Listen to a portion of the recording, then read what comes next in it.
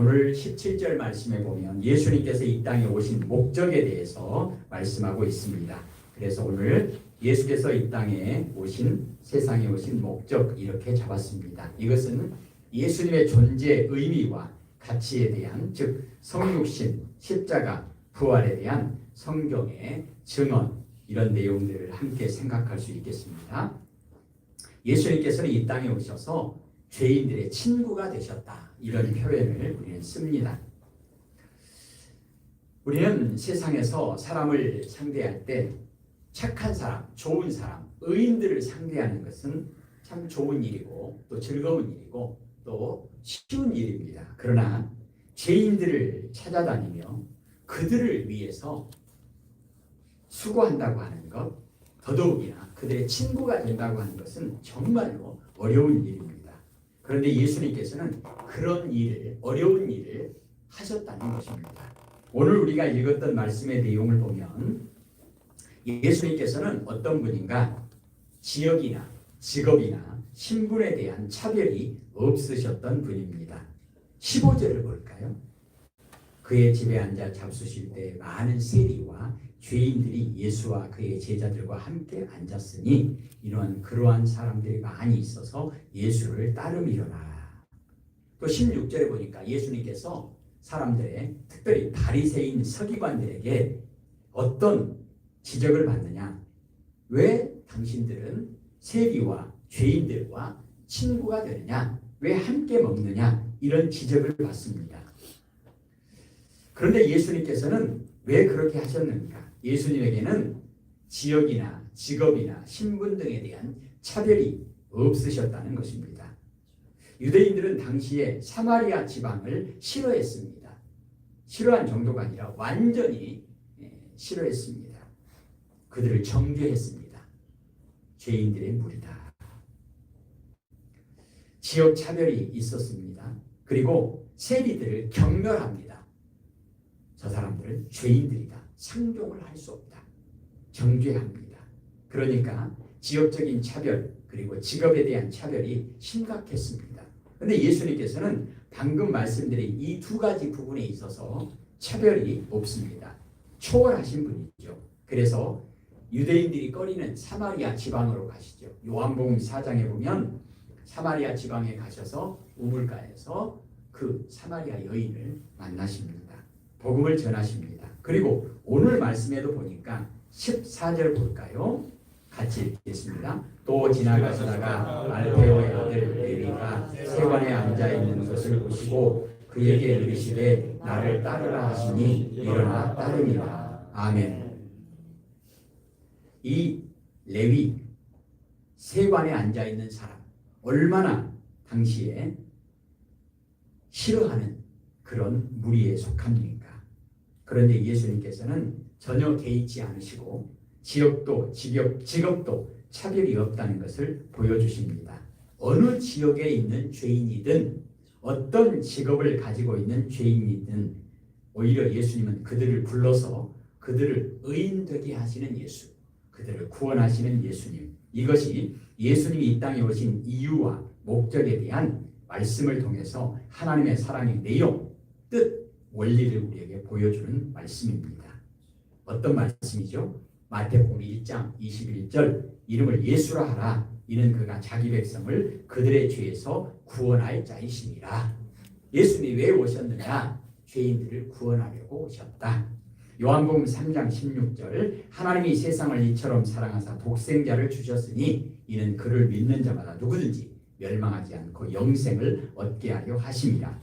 이처럼 사랑하시는 그 이처럼이 어떤 내용이죠? 로마서 5장 8절 우리가 아직 죄인 되었을 때에 그리스도께서 우리를 위하여 죽으심으로 하나님께서 우리에 대한 하나님의 사랑을 확증하셨느니라. 그렇다면 당시에 사마리아 사람들에 대해서 그들의 죄에서 유대인들이 가지고 있는 생각은 과연 옳았을까? 어떤 생각이죠? 자기들은 의롭고 사마리아 사람들은 완전히 죄인이라는 겁니다. 자기들은 의롭고 세관에 앉은 세리들은 완전히 죄인이라는 것입니다.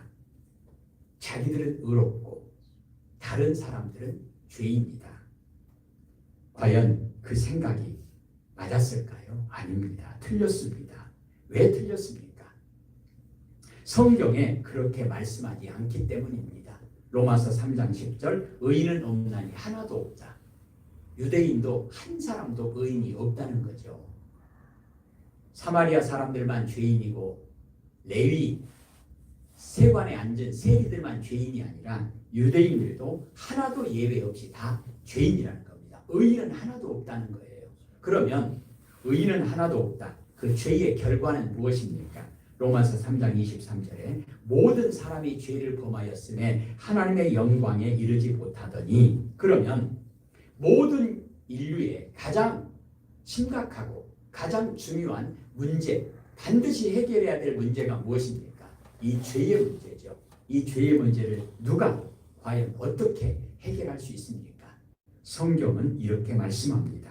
로마서 4장 25절 예수는 우리에 속한 사람이 누구죠? 모든 사람이에요. 유대인, 사마리아 사람, 세리 할 것 없이 모든 사람이 범죄한 것 때문에 내줌이 되고 십자가에서 죽으셨고, 또 우리에 속한 사람도 모든 사람이에요. 우리를 의롭다 하시기 위하여 살아나셨느니라. 유대인은 예외가 아니라는 것입니다. 그러므로 당시의 유대인들의 선민사상, 특별히 사마리아 사람들에 대한 정죄하는 마음, 말, 행동은 지독한 교만이고 하나님과 자신에 대한 잘못된 지식과 어리석음이라는 것입니다. 예수님께서는 이 문제를 해결하시려고 오셨다는 것입니다. 그리고 예수님께서 오셔서 하신 일이 뭐냐? 오늘 죄인들을 찾아다니시면서 그들과 함께 하시고 함께 밥을 먹었다는 얘기는 친구가 되어주셨다는 거죠. 오늘 그것을 마가복음 1장 17절에 말씀합니다. 같이 읽을까요? 예수께서 들으시고 그들에게 이르시되 건강한 자에게는 의사가 쓸데없고 병든 자에게나야 쓸데있느니라. 나는 의인을 부르러 온 것이 아니요 죄인을 부르러 왔노라 하시니라. 아멘. 예수님은 밤낮을 가리지 않고 왕진 다니신 거죠. 가장 심각한 중병에 걸린, 응급실도 갈 수 없는, 반드시 응급실을 가야 되는데 갈 수 없는 119 부르면 되죠. 안 돼요. 119 없어요. 이 세상의 119는 해결할 수 없는 그 문제를 해결하시기 위해서 예수님께서 직접 찾아오셨다는 것입니다.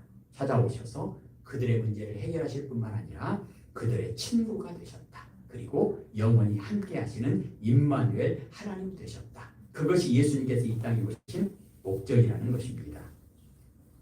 성경은 우리에 대해서, 사람에 대해서 이렇게 평가하죠. 자기 눈에 들보는 보지 못하고 다른 사람 형제의 눈에 티만 보는 것이 사람의 한계고 약점이라는 것입니다. 그게 뭐예요? 교만이에요. 그게 뭐예요? 어리석음이에요. 그것을 보여주는 대표적인 사람들이 유대인들이었다는 것입니다. 서기관과 바리새인과 제사장들의 모습입니다. 자신들은 언제나 의로운 사람인 줄 알고 죄인을 소외시키는 그런 사람들. 그러나 예수님은 죄인들을 친히 찾아오셔서 그들과 함께 하시고 그들의 친구가 되어주심으로써 우리가 말하는 전도의 모범을 보여주셨습니다. 하나님의 사랑이 무엇인지 그것을 우리에게 보여주셨습니다. 그게 뭐죠? 예수님께서 오늘 말씀하신 17절 말씀. 나는 의인을 부르러 온 것이 아니라 죄인을 부르러 왔다. 죄인을 불러서 어떻게 하시게요? 친구가 되어주시려고 오셨다. 우리에게 적용해 볼까요? 만약 예수님께서 의인들만 부르시려고 오셨다면 오늘 우리는 그 누가 과연 교회와 예배자가 될 수 있겠습니까? 예수님 곁에서 예수님의 친구가 될 수 있는 사람이 어디 있겠습니까? 예수님이 죄인을 부르러 오시지 않았다면, 그리고 죄인들의 친구가 되어주시지 않았다면 우리는 모두 참으로 불쌍한 자들입니다. 평생을 어둠 가운데서 본질상 진노의 자녀요 어둠의 자식이요 죄의 종류로 타며 비참하게 살다가 영원한 저주와 형벌을 피할 수 없게 될 것입니다. 그런데 하나님이신 예수님께서 우리에게, 의인 아니에요, 우리에게 찾아오셔서 친히 찾아오셔서 말씀하셨습니다. 인자가 온 것은 섬김을 받으려고 온 것이 아니고 섬기려고 왔다. 내 목숨을 많은 사람의 대속물로 주려고 왔다. 그 말씀 때문에, 그 말씀이 이루어졌기 때문에, 그 말씀이 오늘 우리에게 이루어졌기 때문에, 하나님의 약속이 오늘 우리에게 이루어졌기 때문에, 이사야 53장 6절 말씀, 우리는 다 양 같아서 흩어져 제 갈 길로 갔지만 하나님께서 우리 모두의 죄악을 예수님에게 담당시켜 주셨다. 이 말씀이 우리에게 오늘 이루어졌기 때문에 오늘 우리가 이 자리에 있는 것입니다. 하나님께 우리가 예배드린다고 하는 것은 하나님의 말씀이 우리에게 지금 이 시간에, 지금 여기에서, 지금 바로 나에게 이루어졌기 때문이라는 것입니다. 왜요? 이것을 성경은 하나님의 사랑이라고 말씀합니다. 이것을 성경은 바울은 하나님의 은혜라고 증언합니다. 그래서 하나님의 사랑과 하나님의 은혜가 우리에게 임했기에 오늘 오전의 말씀처럼 우리는 상상도 할 수 없는 그 하나님의 사랑과 은혜가 우리에게 임했기 때문에 오늘 우리가 이 자리에 있다는 것입니다. 그렇다면 하나님의 사랑과 하나님의 은혜인 예수님의 성육신의 목적이 무엇인가? 한 번 더 정리하십시다. 예수님은 죄인을 부르러 오셨다는 것입니다. 왜요? 이것이 하나님의 뜻이라는 것입니다. 이것이 하나님의 선택과 부르심의 성취라는 것입니다. 세상은 어떤가요? 불교에서는 자비한 사람을 찾습니다. 개미 한 마리도 죽이지 않는 자비한 사람. 유교에서는 인자한 사람을 찾습니다. 소크라테스는 지혜로운 사람을 찾습니다. 바리새인들은 의인을 찾습니다. 힘있고 능력있고 건강하고 흠도 없고 잘난 사람을 찾습니다. 할 수만 있다면 의로운 사람, 완전한 사람을 찾으려고 합니다. 그들을 찾아서 그들과 친구가 되려고 합니다. 그래야 귀찮은 것은 하나도 없고 나에게 이익만 되기 때문입니다. 그런데 문제는 그런 사람이 있습니까? 없습니다. 어떻게 단언할 수 있느냐? 그것이 성경의 증언입니다. 조금 전에 말씀 나누었죠? 로마서 3장 10절 의인은 없나니 하나도 없다. 왜요? 이것이 맞습니까? 맞습니다. 이것이 하나님의 말씀이기 때문입니다. 결과는요, 말씀드렸죠? 모든 사람이 죄를 범하였으면 하나님의 영광에 이르지 못하더니 사람은 죄인이기 때문에 죄를 짓습니다. 그런데 죄를 짓기 때문에 또 죄인입니다. 원죄와 자범죄는 그 누구도 비켜갈 수 없는 인간의 모습입니다. 온 세상 모든 사람들에 대한 가장 큰 문제, 반드시 해결해야 될 문제, 이 문제에 대한 가장 올바른 판단과 그에 대한 대책, 그에 대한 완전한 해답은 누구에게 있습니까? 무엇입니까? 요한복음 3장 16절 하나님이 세상을 이처럼 사랑하사 독생자를 주셨으니 이는 그를 믿는 자마다 멸망하지 않고 영생을 얻게 하려 하심이라. 온 세상 모든 사람에게 있어서 가장 큰 문제는 죄와 사망의 문제입니다. 이 문제에 대한 해답은 누구에게 있습니까? 하나님께 있습니다. 내용은 무엇입니까? 예수 그리스도입니다. 로마서 4장 25절 우리가 반드시 고백해야 할 말씀입니다. 예수는 우리가 범죄한 것 때문에 십자가에서 죽으셨고 또한 우리를 의롭다 하시려고 살아나셨다. 이것이 십자가와 부활을 통한 구원입니다. 예수님께서 왜 오셨느냐? 이것 때문에 오셨다는 것입니다. 그러므로 우리에게 유일한 구원의 길, 유일한 해답은 요한복음 1장 12절 영접하는 자, 곧 그 이름 예수 그리스도를 믿는 자들에게는 하나님의 자녀가 되는 권세를 주셨다. 예수님을 믿는 게 뭐죠? 예수님을 따르는 거죠. 오늘 예수님께서 세관에 앉은 레위에게 뭐라고 말씀하시죠? 나를 따르라. 나를 따르라. 왜요? 예수님을 따르는 것이 전적인 타락 가운데 있는 인간에게 전적인 하나님의 은혜가 임하여 오직 예수님만 의지하고 따르는 그 믿음의 길, 구원의 길, 진리의 길을 걸어갈 때 죄와 사망의 권세 아래 짓눌려 있던 인간에게 하나님의 완전하신, 온전하신 뜻, 구원의 역사가 이루어지기 때문입니다. 그게 뭐죠? 요한복음 14장 6절에 예수께서 이르시되 내가 곧 길이요 진리요 생명이니 나로 말미암지 않고는 아버지께로 올 자가 없느니라.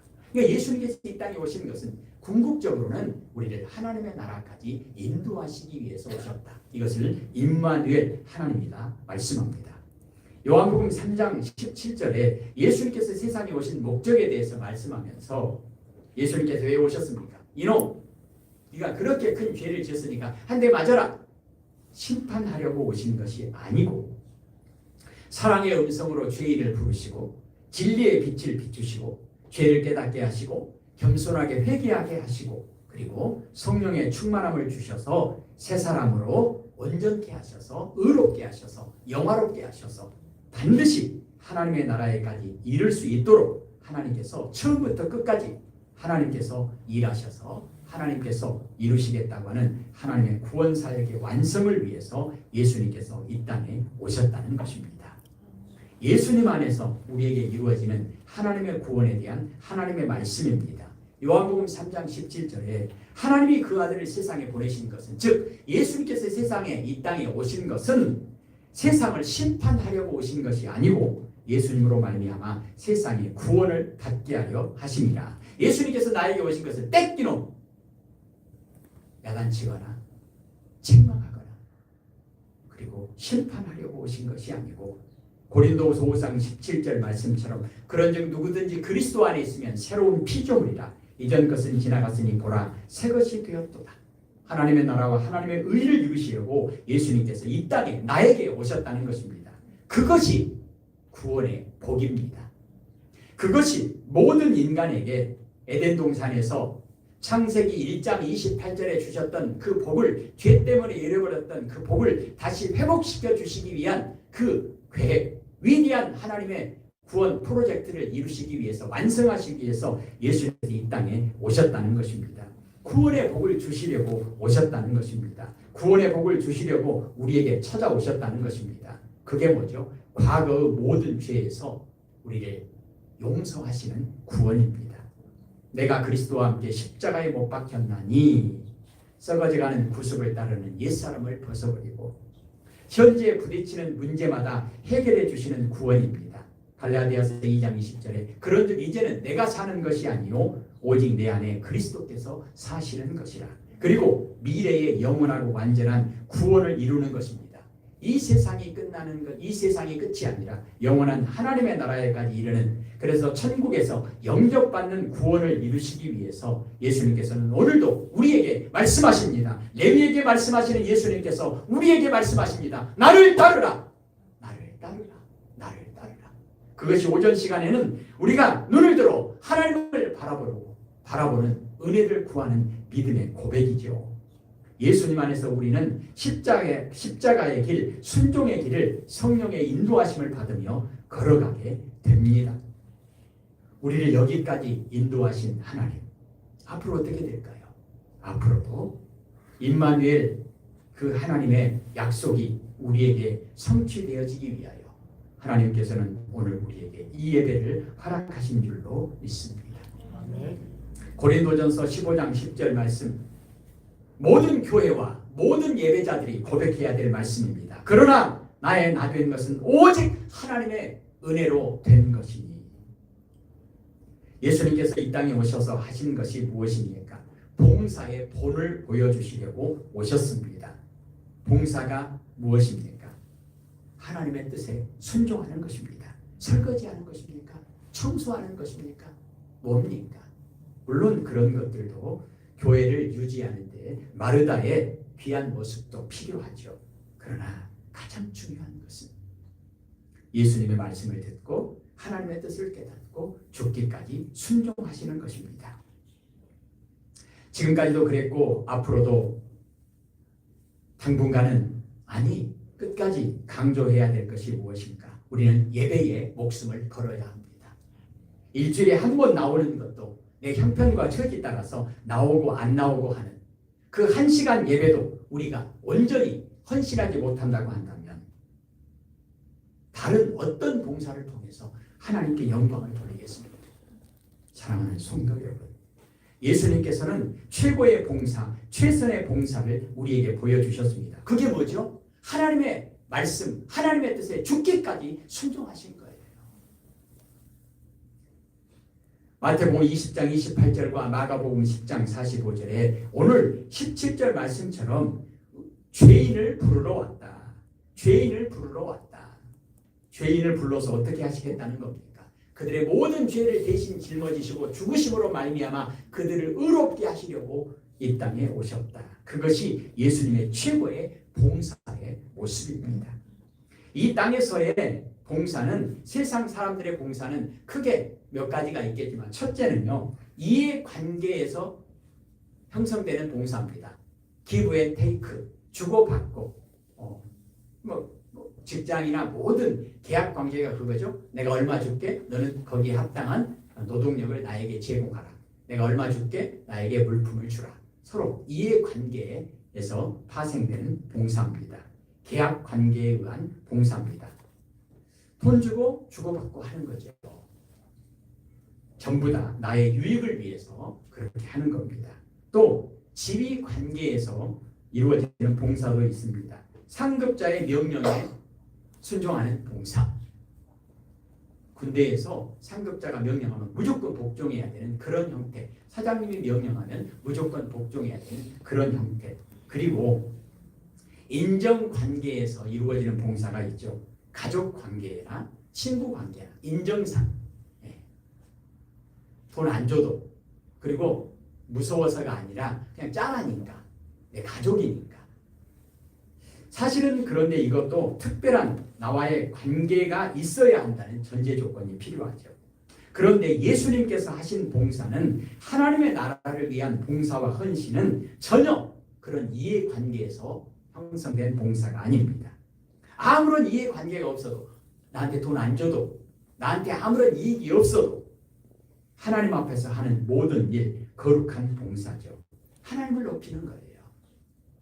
하나님을 높이는 최고의 봉사가 예배입니다. 또 지위 관계를 떠나서 명령 때문에 억지로 하십니까? 예수님께서 억지로 하십니까? 아니에요. 예수님께서 억지로 죽지 못해서, 아니면 무서워서, 이해관계 때문에 십자가를 지셨습니까? 그렇지 않습니다. 예수님은 겸손한 봉사, 대표적으로 제자들의 발을 씻기십니다. 쇼입니까? 아닙니다. 예수님은 인정관계를 초월한 생명을 사랑하는 마음으로 하는 봉사입니다. 하나님의 사랑으로, 하나님의 사랑으로, 하나님의 사랑으로. 성경은 고린도전서 13장 말씀, 하나님의 사랑이 없으면 아무것도 아니다. 그 어떤 것도, 그 어떤 봉사도, 내 몸을 불사르게 내줄지라도 사랑이 없으면 아무것도 안 된다고 하셨는데, 무슨 봉사를 가지고, 무슨 업적을 가지고 하나님께 들이대겠습니까? 예수님의 봉사는 바로 그런 사랑의, 하나님 사랑의 봉사였다는 것입니다. 그리고 예수님의 봉사는 하나님 내 뜻대로 하시고 하나님 뜻대로 하옵소서, 순종하는 봉사, 내 고집을 버리고 자아를 부인하고 예수님의 제자로서 오늘 우리에게 하나님께서 허락하신 봉사는 하나님의 말씀에 순종하는 봉사. 우리는 성탄절을 앞두고 우리가 1년 내내 그렇지만 이때만이라도 예수님이 이 땅에 오시는 것을 다시 한번 생각하고 기념하고 또 기억하고 우리가 성탄의 의미를 다시 한번 되새겨보자, 그런 마음으로 성탄절을 지키는데, 예수님과 동행하는 예수님의 몸된 교회로서의 신앙과 인격, 특별히 이런 성탄절을 앞두고 우리는 어떤 마음으로 다시 한번 우리의 신앙과 인격을 점검하면 좋을까 생각하면서, 첫째는 감사한 마음으로 예수님의 성육신을 기념하고 기억하는 그런 성탄절을 우리가 잘 지켜야 되겠다, 그런 생각을 합니다. 예수님께서 이 땅에 오신 것을 감사한 마음으로, 예수님께서 이 땅에 오신 것을 겸손한 마음으로, 예수님께서 이 땅에 오신 것을 회개하는 마음으로, 예수님께서 이 땅에 오신 것을 정말로 나도 하나님께 받은 은혜와 사랑으로 하나님께서 하시는 그 선한 일, 착한 일을 나에게 적용한다면 나는 무엇을 할 수 있을까? 나에게 주신 하나님의 은혜와 복, 그것이 물질이든 시간이든 마음이든 생명이든 그것을 바쳐서 하나님을 높이고 그리고 사람을 살리는 헌신을 하면서 살아가는 성도의 삶. 이번에 저희가 맨 처음 32년 전에 영광 가마미라고 하는 해수욕장이 있는 그 마을에 가서 목회를 시작했는데 32년이 지났죠. 그런데 여전히 지금도 해년마다 김장을 해가지고 좀 그 집사님 권사님이 오셔요. 이번에 오셔가지고 선교비를 좀 주고 가셨어요. 이게 뭐요? 그랬더니 딸이 결혼해서 아이를 낳았는데 그 아기가 이제 돌을 앞두고 있어요. 아직 돌이 안 됐어요. 돌을 앞두고 있는데 하나님의 은혜가 너무 감사해서 돌을 앞둔 그 아이 이름으로 이렇게 선교헌금을 좀 하고 싶습니다. 우리가 그분들은 저희들이 여기 오기 전부터 훨씬 전부터 그런 선교 구제하는 이 통로를 이용하셨기 때문에 가끔 기회가 될 때마다 작년에도 선교헌금을 보내셨고 했는데 특별히 그 선교헌금을 가지고 어떻게 하면 이번 성탄절을 앞두고 하나님의 은혜와 사랑을 나누는 일에 그대로 온전히 좀 쓰여졌으면 좋겠다 싶어서 몽골로 연락을 해서 몽골은 여러분 아시다시피 기본 30도, 영하 30도, 많게는 40도, 많게는 45도까지도 올라가는 그런 때와 그런 장소가 있다고 하잖아요. 그래서 너무 추우니까 그래서 겨울에는 그 난로를 이렇게 연료를 구하는 것, 나무든가 석탄이든가 이것을 구하는 것이 가장 시급하기 때문에 그런 일에 좀 쓰여졌으면 좋겠다 보냈는데 특별히 선교사님이 그 지역에 있는 교회들하고 열심히 찾아가지고 66가정에 석탄을 전달하는 그 일을 하고 그리고 사진을 보내셨습니다. 우리는 하나님의 나라와 하나님의 의를 구하고 하나님께 영광을 돌리는 성도의 아름답고 영광스러운 삶을 살아야 할 텐데 그것을 위해서 우리가 고백해야 될 말씀을 우리가 늘 고백하는 말씀인데 두 가지만 언급하자면 마태복음 6장 33절입니다. 너희는 먼저 하나님의 나라와 하나님의 의를 구하라. 그게 구체적으로 뭐죠? 너무 추상적이잖아요. 구체적으로 뭐죠? 고린도전서 10장 31절 말씀. 그러므로 여러분은 먹든지 마시든지 무엇을 하든지 다 하나님의 영광을 위하여 하십시오. 요한계시록 22장 20절 말씀은 마라나타 고백하죠. 아멘 주 예수여 오시옵소서. 하나님의 은혜를 구하고 하나님의 은혜를 찾고 하나님의 은혜를 두드리는 마음으로 오늘도 우리에게 주신 말씀 눈을 들어 하나님을 바라보는 믿음으로 주님과 동행하는 그 한 걸음 한 걸음이 되어주시기를 다시 한번 주님의 이름으로 부탁을 드립니다. 기도하십시다. 하나님 아버지, 예수님께서 이 땅에 오셔서 그 당시에 가장 손가락질 받는 죄인의 무리라고 생각했던 사마리아 지역에 친히 찾아가셔서 그것도 가장 손가락질 받는 죄인의 괴수라고 하는 그 가늠한 여인에게 찾아가셔서 그리고 유대인들 가운데서도 가장 손가락질 받던 세리의 그 삶의 현장에 찾아가셔서 그들의 친구가 되어주시면서 나는 의를 부르러 온 것이 아니고 죄인을 부르러 왔다 말씀하신 주님, 그 말씀이 오늘 우리에게 바로 나에게 이루어져서 오늘 우리가 이 자리에 있습니다. 하나님, 감사한 마음으로 겸손한 마음으로 회개하는 마음으로 하나님의 뜻에 온전히 순종하는 마음으로 하나님이 시작하신 그 착한 일, 하나님께서 이루시기 원하시는 그 선한 일, 그 일에 우리도 함께 그 길을 걸어가게 하옵소서. 예수님 이름으로 기도합니다. 아멘.